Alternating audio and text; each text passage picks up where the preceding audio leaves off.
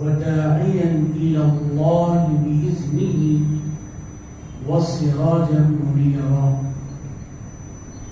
قال الله سبحانه وتعالى في القرآن المجيد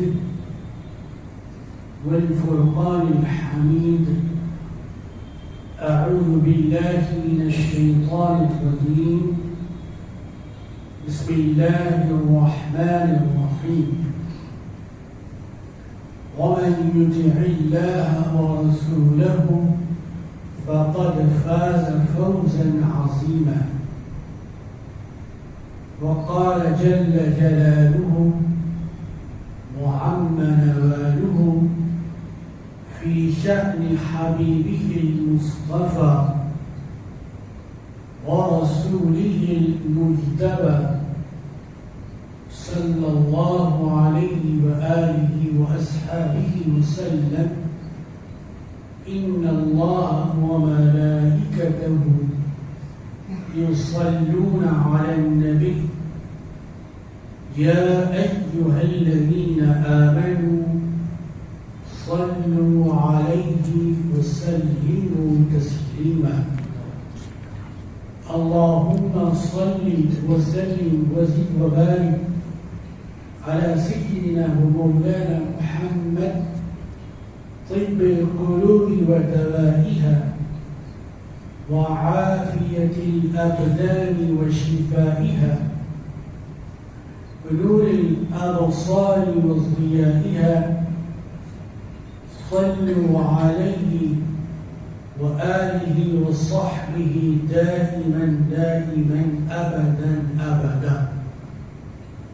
سبحان ربك رب العزة عما يصفون والسلام على المرسلين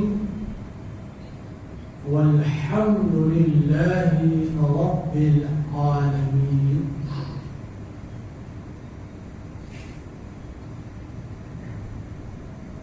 عزیزان محترم،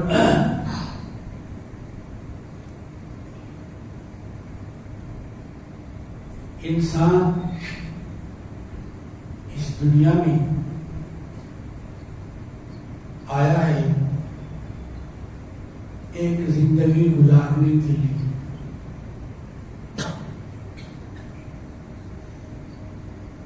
ایسی زندگی جو کامیاب ناکام، ایسی زندگی کہ جس کا کوئی مقصد ہو، بے مقصد زندگی نہیں. ایسی زندگی جس کا کوئی حاصل ہو، جس زندگی کا کوئی حاصل نہ ہو، ظاہر ہے وہ زندگی کہلانے کے لائق نہیں. تو کامیابی حاصل کرنا ہر انسان کی آرزو ہوتی کہ میں کامیاب ہو جاؤں. بڑا آدمی جو بڑا آدمی ہوتا ہے، ایک بچہ ہوتا ہے جو علم حاصل کر رہا ہے، اگرچہ کہ وہ چھوٹی جماعتوں میں ہے، لیکن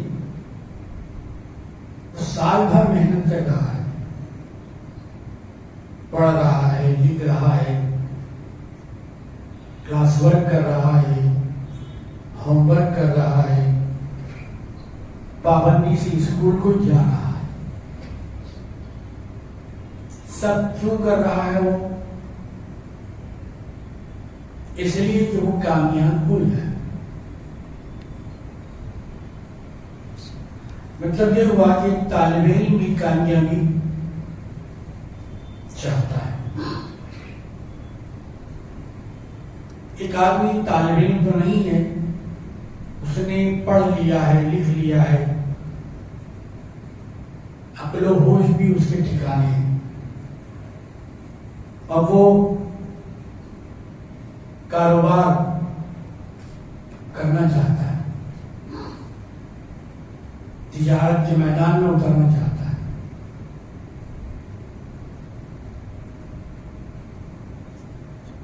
تجارت کرنے کا مقصد یقیناً روپیہ پیسہ کمانا ہے حلال طریقے پر، لیکن اس کے ساتھ ساتھ یہ خواہش بھی ہوتی ہے کہ میں صرف تاجر نہ بنوں بلکہ کامیاب تاجر ہوں، جس کی تجارت کے شہرت اور چرچے ہوں، جس کی کامیابیوں کا تذکرہ ہو۔ ایک آدمی اپنا مقدمہ پیش کرتا، اپنے مسائل پیش کرتا، پیش کر کے یہ چاہتا ہے اس نے جو مقدمے میں ثبوت اور دلائل اور گواہیاں پیش کی ہیں، اس کی بنیاد پر وہ مقدمے میں کامیاب ہو جائے۔ تو یہ آدمی بھی کامیابی چاہتا ہے، ہر آدمی کامیابی کا خواہش مند ہے، کامیابی کا متمنی ہے۔ ایک آدمی سفر کر رہا ہے، اس کی بھی یہ خواہش ہے کہ میرا یہ سفر ہر اعتبار سے کامیاب ہو جائے، اور پھر میں صحت اور عافیت کے ساتھ، منافع کے ساتھ، فائدے کے ساتھ اپنے وطن کو واپس ہو جاؤں۔ تو یہ ساری کامیابیاں اپنی جگہ پر بالکل صحیح ہیں، اس میں کوئی غلط نہیں ہے، لیکن مذہب اسلام میں کامیابی کا کیا تصور ہے؟ اسلام کامیابی کس کو کہتا ہے؟ اسلام کبھی بھی بحیثیت دین کسی پر ظلم نہیں کرتا، مسلمان آپس میں ایک دوسرے پر ظلم کرتے ہیں۔ عورتوں پر اسلام ظلم نہیں کرتا، مسلمان ظلم کرتے ہیں، لیکن بدنام اسلام کو کیا جاتا ہے۔ حالانکہ اسلام تو امن اور انصاف کا پیغام دینے کے لیے ہے۔ اسلام کہیں بھی، کبھی بھی، کسی وقت بھی، کسی سال بھی، کسی مہینہ بھی بال برابر کسی سے نہ انصافی چاہتا ہے اور نہ ظلم چاہتا ہے۔ اسلام تو انصافی چاہتا ہے، لیکن مسلمان اسلام پر عمل نہ کرنے کی وجہ سے ظالم کہلاتا ہے۔ تو یہ جو انسان کی زندگی کا سفر ہے وہ دنیا کے اعتبار سے بھی کامیاب ہونا چاہیے اور دین کے اعتبار سے بھی کامیاب۔ اسلام یہ چاہتا ہے کہ ایک مسلمان دنیا میں بھی کامیاب رہے اور دنیا کی کامیابی ہی کو سب کچھ نہ سمجھے بلکہ آخرت میں بھی کامیاب۔ تو کیا اپنے نفس کی خواہشات کی تکمیل کرنے والا کامیاب ہوگا، دوسروں پر ظلم کرنے والا کامیاب ہوگا،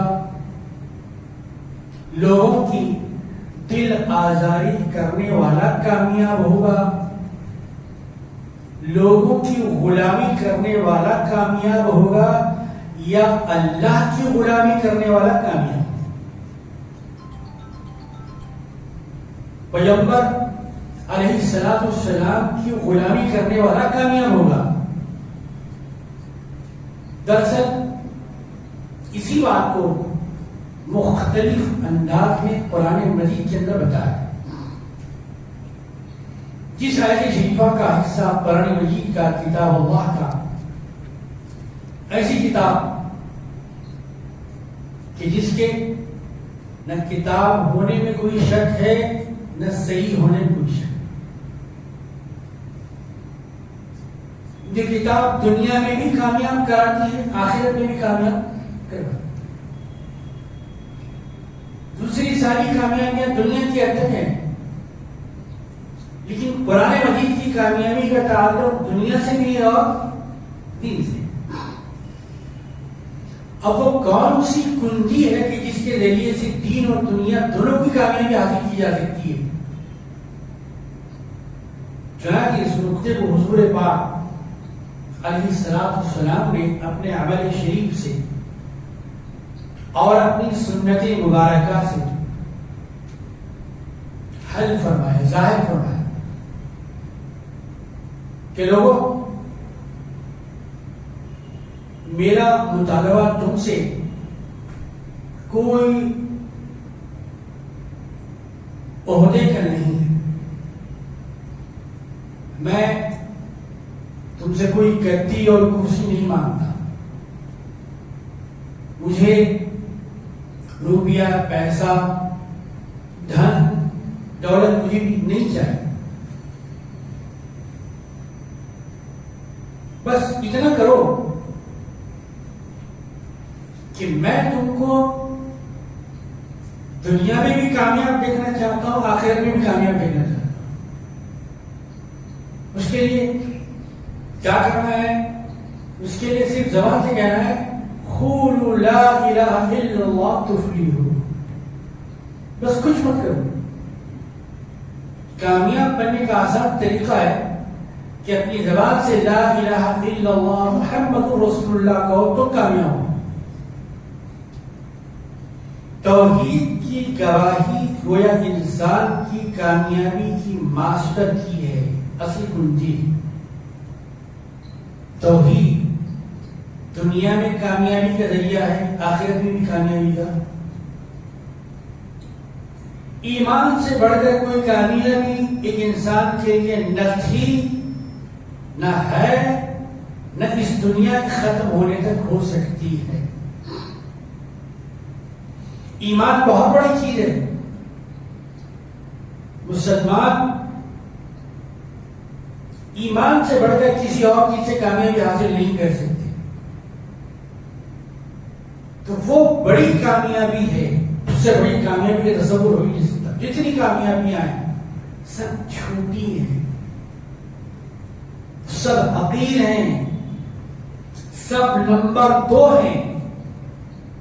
نمبر 1 جو کامیابی ہے وہ حقیقت میں توحید اور رسالت کی گواہی،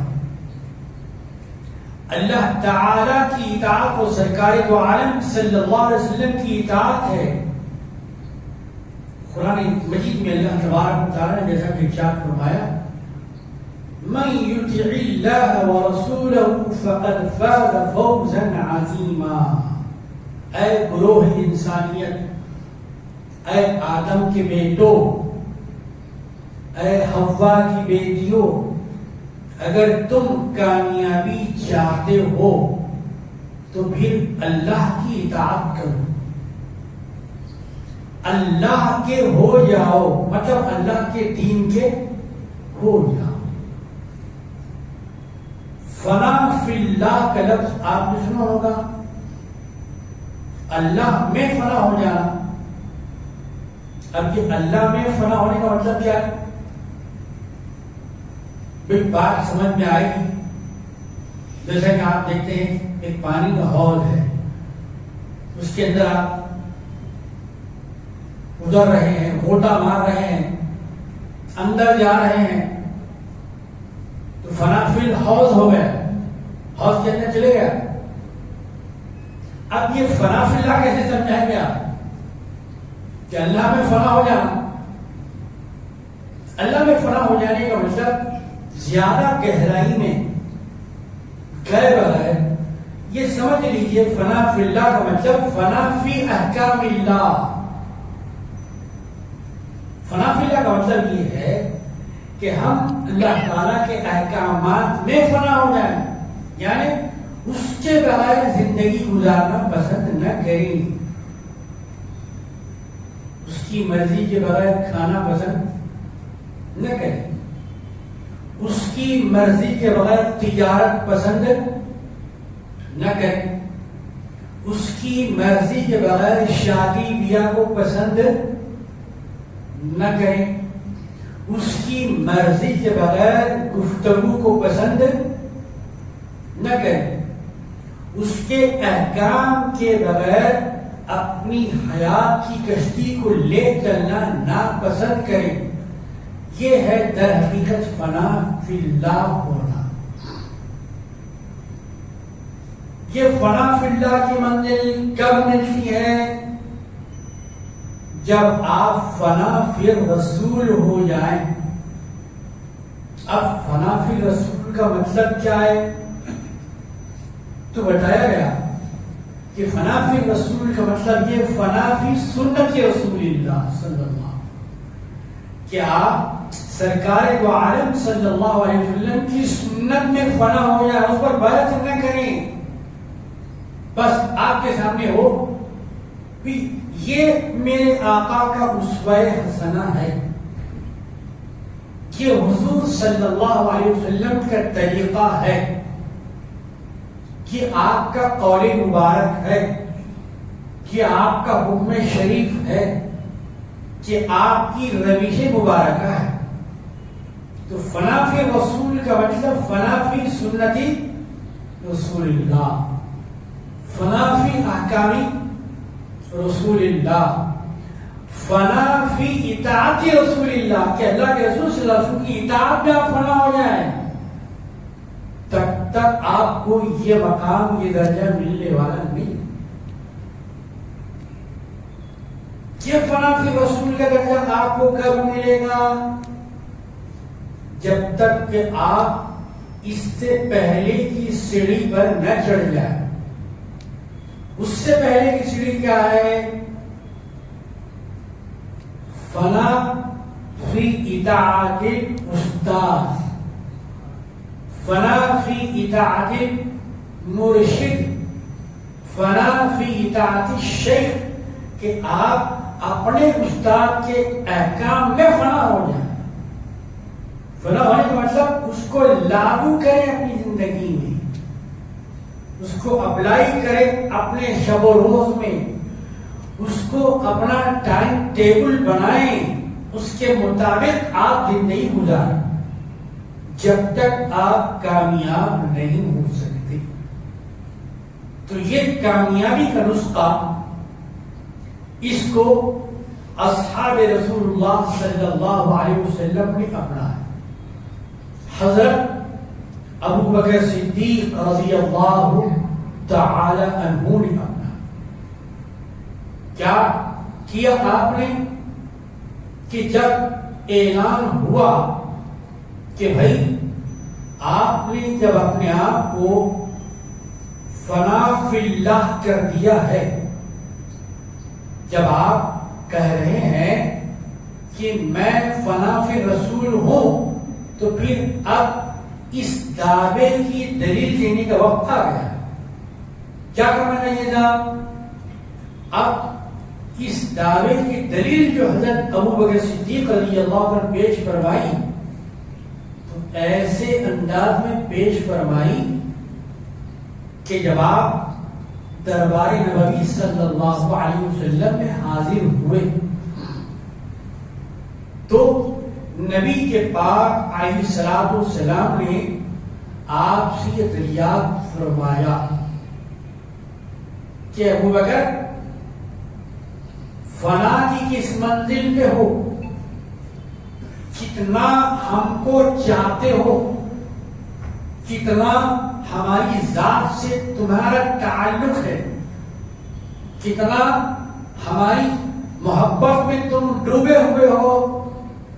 تو حضرت ابو بکر صدیق رضی اللہ تعالی عنہ نے یہ عرض کیا یا رسول اللہ الحمدللہ آپ کی تربیت سے، آپ کی نظر کرم سے، آپ کی عنایات سے، آپ کی توجہات سے یہ منزل محبت اور مرحلہ عشق آ چکا ہے کہ پروانے کو چراغ اور بلبل کو پھول بس اور صدیق کے لیے خدا کا رسول بس۔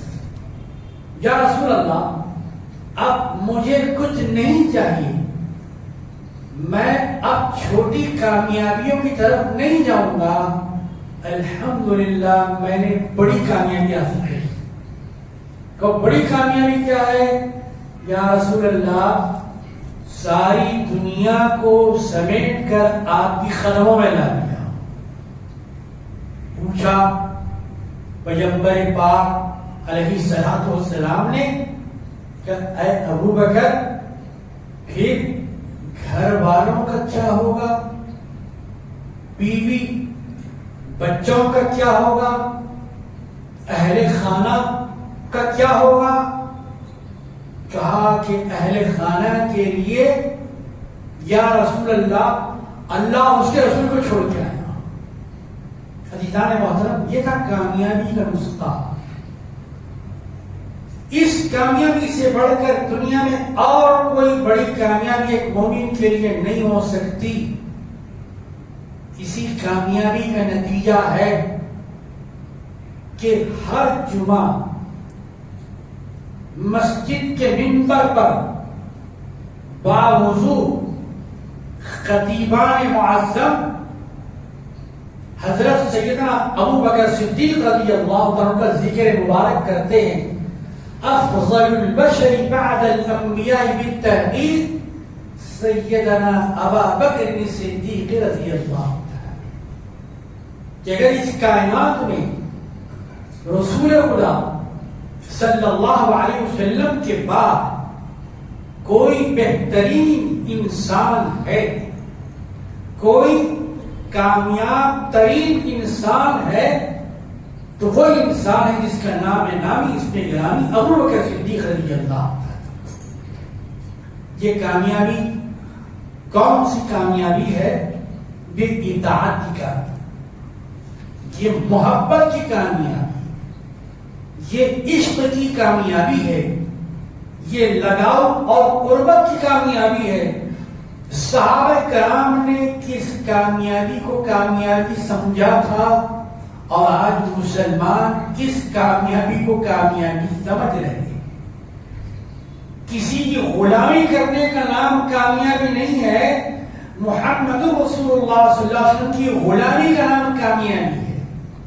آزادی کا نام کامیابی نہیں ہے کہ آپ شریعت سے آزاد ہو جائیں، احکام الہی سے آزاد ہو جائیں، آپ کتاب اللہ سے آزاد ہو جائیں اور وہ زندگی گزاریں جو من مانی زندگی ہو۔ خلفائے راشدین، عشرہ مبشرہ، تابعین، تبع تابعین، ائمہ مجتہدین رضوان اللہ تعالی علیہم اجمعین نے جو زندگیاں گزاری وہ زندگیاں اسی نمونے کی آئین ادا۔ من یطع اللہ ورسولہ فقد فاز فوزا عظیما، جس نے اللہ کے دامن رحمت کو تھام لیا اس سے بڑا کامیاب دنیا کے اندر کوئی نہیں ہے۔ اب جب کوئی اللہ کو اپنا کر لیتا ہے تو پھر ساری دنیا اس کی ہو جاتی۔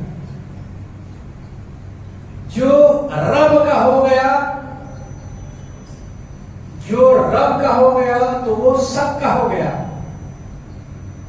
جو سب کا تو ہو گیا لیکن رب کا نہیں ہوا تو کسی کا بھی نہیں۔ سب کو خوش کر دیتا ہے لیکن رب کو خوش نہیں کرتا تو وہ بھی کامیاب نہیں۔ لیکن جو رب کو خوش کر دیتا ہے گویا سب کو خوش کر دیتا ہے. جو رب کو خوش کرتا ہے اس کی بات انسان بھی سنتے ہیں، اس کی بات آسمان بھی سنتی ہے، اس کی بات زمین بھی سنتی ہے، اس کی بات ہوا بھی سنتی ہے، اس کی بات دریا میں چلنے والا پانی بھی سنتا ہے. مثالیں بہت سی ہیں، وقت نہیں ہے کہ تفصیل سے آپ کے سامنے رکھا جائے. یہ بات بارہا اس منبر سے آپ کے سامنے آ چکی ہے کہ جب سیدنا عمر فاروق رضی اللہ تعالی عنہ کے دور خلافت میں ملک مصر فتح ہوا اور دوسرے بھی علاقے فتح ہوئے جس میں یہ بھی ملک تھا. جب یہاں پر اسلامی گورنر کو بھیجا گیا کہ جائیے آپ چارج سنبھالیے اور وہاں کے لوگوں کو اسلام کی احکام بتائیں. بڑی کامیابی کیا ہے، بڑی فوز و فلاح کیا ہے، اس سے آگاہ فرمائیے. جب وہاں پر گئے تو انہوں نے دیکھا کہ لوگوں کے اندر مختلف رسم و رواج، جیسے ہمارے پاس مختلف رسم و رواج، تو وہاں ایک رسم یہ تھی کہ ہر سال دریائے نیل کے اندر ایک نوجوان لڑکی کو بھینٹ چڑھایا جاتا تھا اور ان کا یہ خیال تھا کہ جب تک کہ یہ نوجوان لڑکی بھینٹ نہیں چڑھائی جائے گی، جب تک کہ اس کی بلی نہیں دی جائے گی، کہ دریائے نیل اچھی طرح سے چلتا نہیں، ہم کو پانی دیتا نہیں، ہمارے کھیت، ہماری باڑیاں، ہماری کھیتی باڑی سب سوکھی رہ جائے گی، ہم پیاسے رہ جائیں. چنانچہ پانی حاصل کرنے کا جو کامیابی کا طریقہ انہوں نے سمجھا کہ لڑکی کو بھینٹ دیا جائے.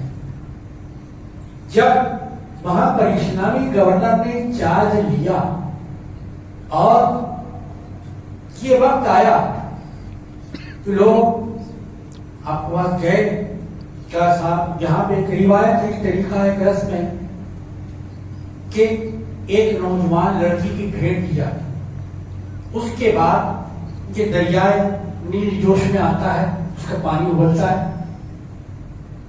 اسلامی گورنر جو تھے انہوں نے کہا کہ یہ کام اس وقت تک نہیں کیا جا سکتا جب تک کہ مدینہ المنورہ سے خلیفۃ المسلمین کا کوئی واضح آرڈر نہ آ جائے. چنانچہ وہاں کے جو گورنر تھے انہوں نے مدینہ شریف خلیفۃ المسلمین سیدنا عمر ابن خطاب رضی اللہ تعالیٰ عنہ کو خط لکھا کہ حضرت امیر المومنین خلیفۃ المسلمین سیدنا عمر ابن خطاب، ملک مصر میں ایک روایت چل رہی ہے اور اس کی یہ کیفیت ہے، اس بارے میں آپ کا کیا ارشاد ہوتا ہے، آگاہ فرمائے تاکہ یہاں کے لوگوں کو بتلایا جائے. خلیفۃ المسلمین سیدنا عمر بن خطاب رضی اللہ تعالی عنہ کی ایمانی کیفیت کیا ہے؟ ان کے باہر تو لوگوں نے غصہ دیکھا لیکن ان کے اندر جھانکنے کی کبھی کوشش نہیں کی. ان کی شمشیر برہ کو دیکھا، ان کی تیر مہند کو تو دیکھا، ان کے غیظ اور غصے کو تو دیکھا، لیکن ان حضرت عمر کو دیکھنے والوں نے کبھی حضرت عمر میں نہیں دیکھا. اب حضرت عمر اندر سے کیا ہے یہ بتانے کا وقت آ گیا تھا. جیسے حضرت عمر کا ایک ظاہر تھا اور حضرت عمر کا ایک باطن تھا، ویسے ہی ہر مومن کا ایک ظاہر ہوتا ہے ہر مومن کا بھی ایک باطن ہوتا ہے. ہم پورا زور ظاہر پہ لگا رہے ہیں, اندر تو جانے کی ہمیں گنجائش نہیں ملتی. اندر جانے کے بارے کبھی سوچتے بھی نہیں. اپنے ظاہر کو سجاتے ہیں, اسی کو کھلاتے ہیں, اسی کو پہناتے ہیں, اسی کو آراستہ کرتے ہیں, اسی کو ڈیکوریٹ کرتے ہیں, اسی کو سجاتے ہیں جی, اور اسی کی ساری آسائشوں کا اہتمام کرتے ہیں. عزیزان محترم, حضرت عمر فاروق رضی اللہ عنہ یہ عمل بتا رہا ہے کہ ہر مومن کا ایک ظاہر بھی ہوتا ہے, باطن بھی ہوتا ہے. جس وقت سیدنا عمر فاروق رضی اللہ تعالیٰ عنہ نعوذ باللہ من ذالک یہ ارادہ کر کے چلے کہ حضور پاک علیہ السلام کی شمع حیات کو گل کر دی, جانے شمشیر برہنہ لے کر کے جی, اور بالکل قریب پہنچے. دیگر اصحاب یعنی صحابہ کرام بھی وہاں تشریف فرما تھے, اور سب میں ایک عجیب و غریب کیفیت تھی, انہیں جانے اب کیا ہوگا. چونکہ حضرت عمر آ رہے ہیں, ان کا غصہ بڑا مشہور ہے, ان کا جلال بڑا معروف ہے, سارا مکہ اس سے واقف ہے. اصحاب رسول صلی اللہ علیہ وسلم کی یہ کیفیت, اور پھر اس میں حضور پاک علیہ السلام کی نظر رحمت, حضور پاک علیہ السلام کی نظر پاک. ظاہر ہے پاک دیکھنے کے لیے آدمی کو پہلے پاک ہونا پڑتا ہے, ناپاک پاک کو دیکھ نہیں سکتا. ناپاک قرآن کو چھو نہیں سکتا, تو ناپاک رسول پاک کو بھی سمجھ نہیں سکتا. اس کے سمجھنے کے لیے پاک ہونا چاہیے. سارے صحابہ میں ایک عجیب و غریب کیفیت تھی کہ عمر آ رہے ہیں, نہ جانے کیا ہوگا. تو کہا گیا کہ اصحاب رسول صلی اللہ علیہ وسلم نے حضرت عمر کو دیکھا. اصحاب رسول صلی اللہ علیہ وسلم نے حضرت عمر کو دیکھا تو غصہ نظر آیا, حضرت عمر کو دیکھا تو جلال نظر آیا, حضرت عمر کو دیکھا تو خیز و غضب نظر آیا, اور سرکار دو عالم صلی اللہ علیہ وسلم نے حضرت عمر میں دیکھا تو اسلام نظر آیا, حضرت عمر میں دیکھا تو توبہ نظر آیا, حضرت عمر میں دیکھا تو اسلام کا جلوہ نظر آیا. تو حضور پاک علیہ السلام اپنی یہ بالکل اطمینان سے بیٹھے.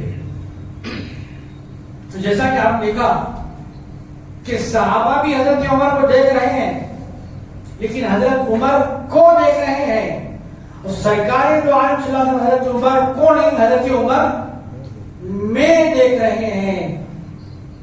کاش کہ ہم بھی اپنے آپ کو کے ساتھ اپنے میں دیکھنے کی کوشش کریں.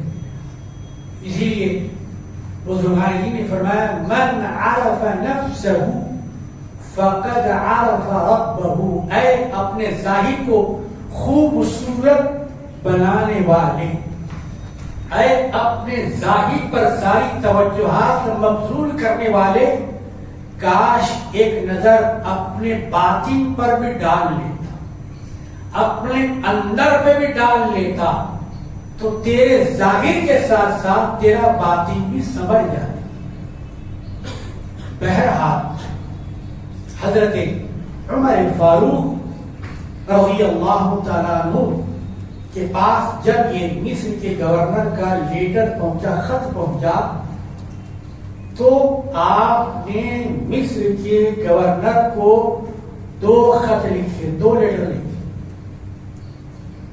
ایک خط تو مصر کے گورنر کے نام تھا, دوسرا خط تھا دریائے نیل کے نام. اتنی زندگی آپ کی گزر گئی ہے لکھتے پڑھتے, جانتے بوجھتے, کیا کبھی آپ نے یہ پڑھا کہ دنیا میں کسی آدمی نے دریا کے نام بھی لیٹر لکھا ہے؟ کیا دریا کے پانی کے نام خط لکھے جانے کا کسی کے دماغ میں تصور بھی آیا؟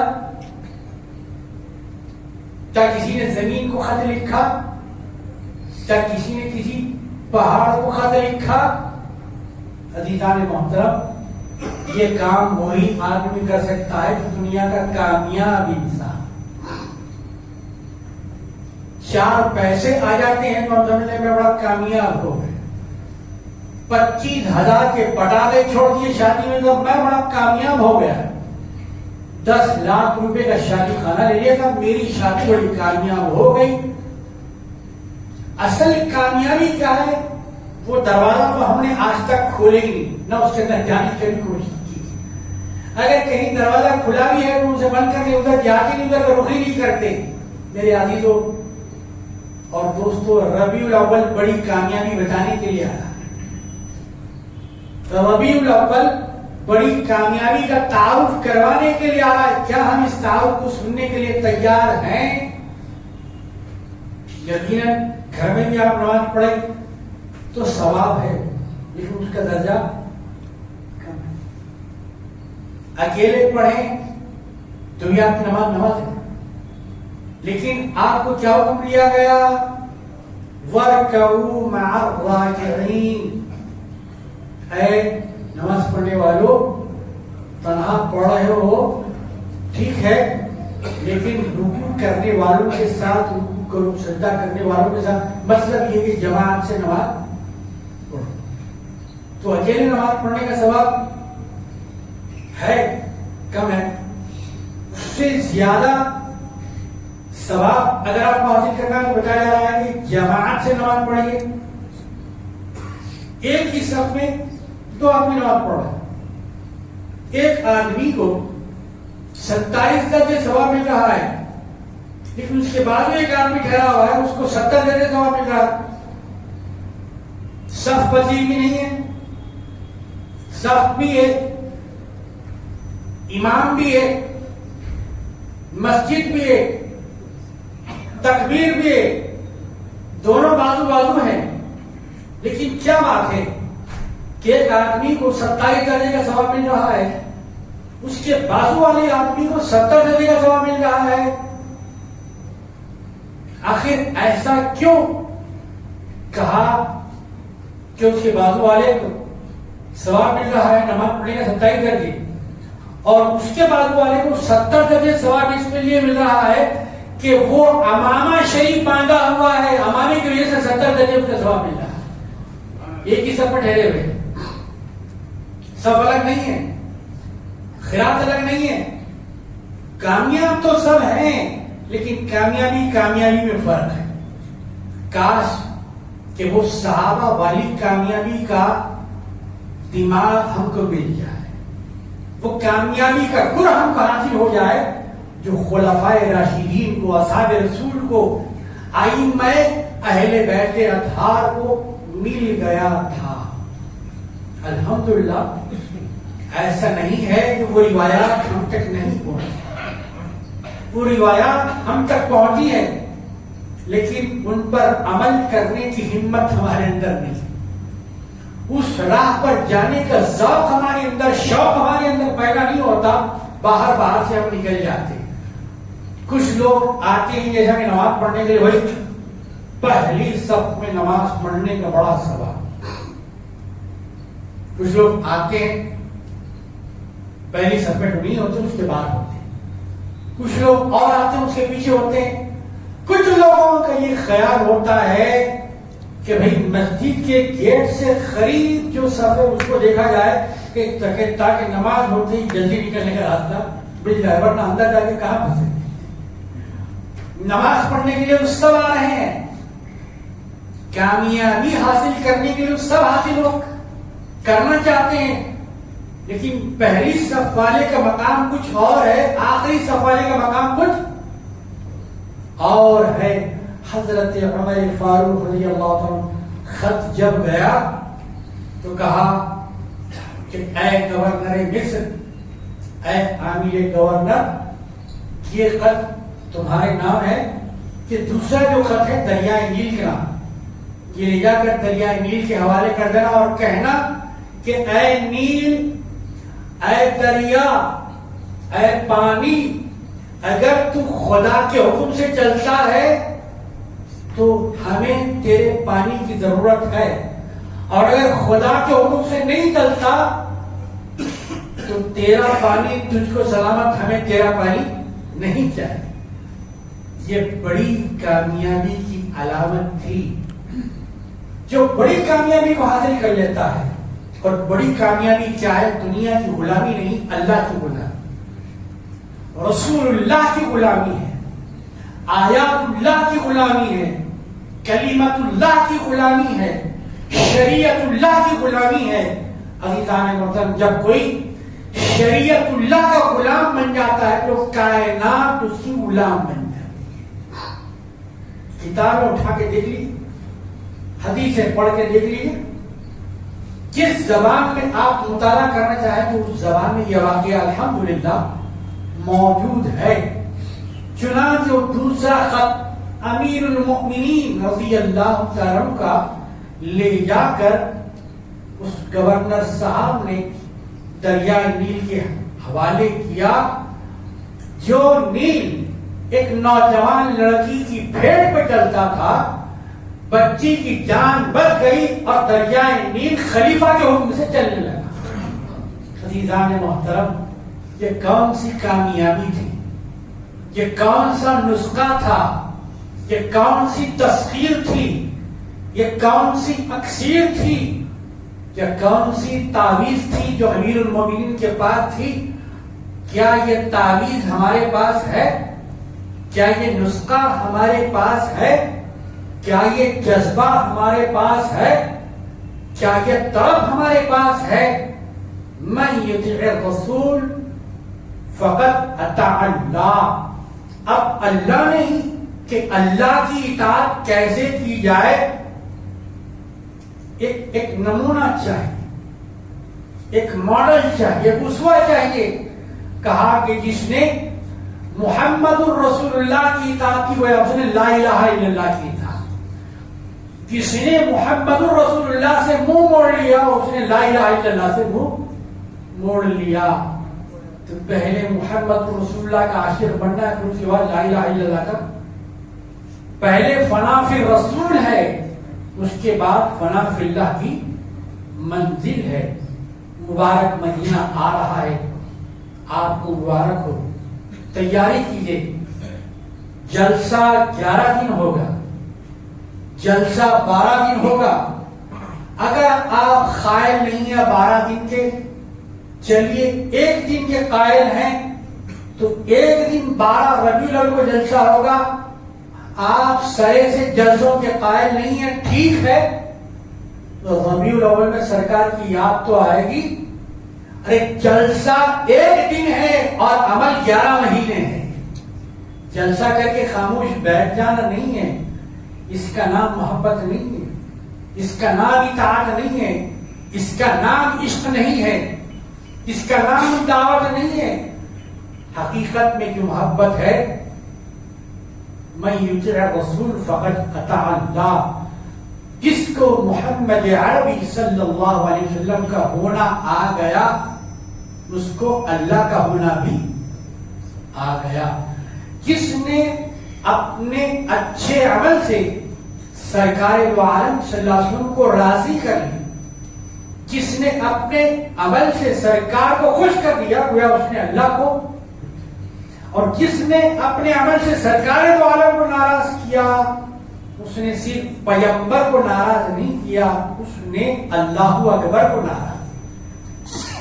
اب ہم کو دیکھ لینا ہے اپنی زندگیوں میں کہ ہم اللہ کو راضی کر رہے ہیں، اللہ کے رسول کو راضی کر رہے ہیں، یا ان کو ناراض کرنے کا عمل کر رہے ہیں۔ یہ جمعے کا موقع سوچنے کا ہوتا ہے۔ خطبہ عربی زبان میں ہوتا ہے، حکم ہے کہ آپ کو سمجھ میں آئے یا آئے، سننا آپ کا کام ہے، سننا آپ کا کام ہے، سمجھانا اللہ کا کام ہے۔ کاش کہ کانوں کے ساتھ ساتھ ہمارا دل بھی کھل جاتا، ہماری روح بھی کھل جاتی، ہماری روح کو بھی آنکھ مل جاتی۔ کاش کہ ہم سمجھتے کہ خطبے میں کیا کہا جا رہا ہے، یہ جمعہ کے دن دو دو خطبے کیوں ہیں؟ ایک خطبہ کیوں نہیں رکھا گیا؟ یہ جمعہ میں نماز سے پہلے خطبہ کیوں ہے اور عید کی نماز میں نماز کے بعد خطبہ کیوں ہے؟ کیا کبھی ہم نے اس پر غور کیا؟ اگر کیا ہے تو اچھی بات ہے، نہیں کیا ہے تو ربیع الاول انہی باتوں پر سوچنے غور کرنے کا موقع فراہم کرنے کے لیے آ رہا ہے۔